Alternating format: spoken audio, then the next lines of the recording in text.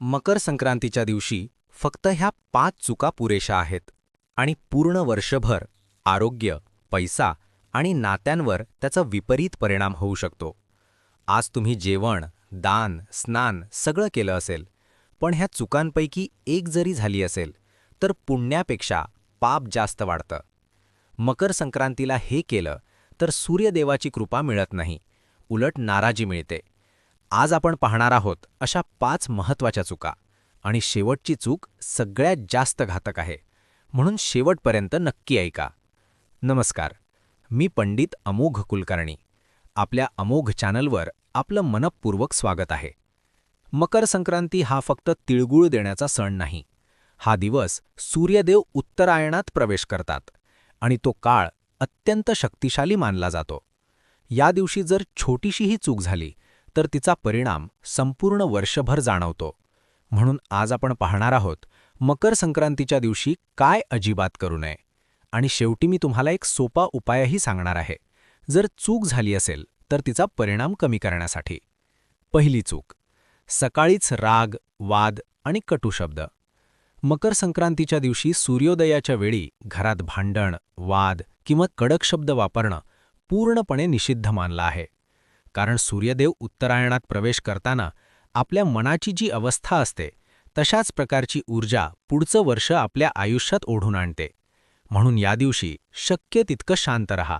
जास्तीत जास्त वेळा क्षमस्व हा शब्द वापरा. लक्षात ठेवा, आजचा राग पुढचा 12 महिन्यांचं वातावरण खराब करू शकतो. दुसरी चूक, आंघोळीपूर्वी अन्नसेवन.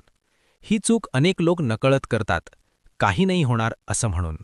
शास्त्रानुसार संक्रांतीच्या दिवशी सूर्योदयाच्या नंतर शक्य तितक्या लवकर स्नान करून नंतरच अन्नग्रहण करावं.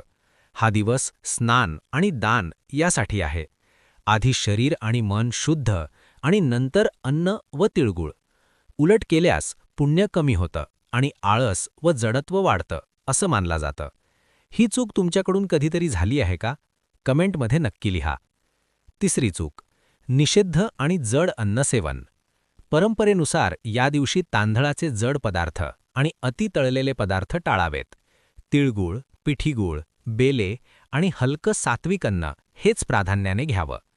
तांदूळ आणि तेलकट जेवणामुळे शरीरात जडत्व वाढतं आणि हा दिवस तर उत्तरायणाच्या शुभ ऊर्जेला स्वागत करण्याचा आहे. आपल्या पूर्वजांचा अनुभव सांगतो, ताट जड असेल तर वर्षही जड होतं. चौथी चूक, कर्ज फेडणे किंवा पैसे देणे. ही चूक थेट आर्थिक आयुष्यावर परिणाम करते. मकर संक्रांतीच्या दिवशी शक्यतो कर्जफेड, उधार देणं किंवा मोठ्या रकमेची देवाणघेवाण टाळावी. या दिवशी दिलेला पैसा हा निघून जाणारी लक्ष्मी असा मानला जातो. दान करायचं असेल तर तीळ, गूळ, अन्नवस्तू, कपडे द्या, पण कर्ज किंवा उधार नाही. अत्यावश्यक नसेल तर पैसे देणं घेणं पुढच्या दिवशी ठेवा. हा दिवस फक्त पुण्यदानासाठी आहे, उधारासाठी नाही. आणि आता 5वी चूक, सर्वात मोठी आणि घातक.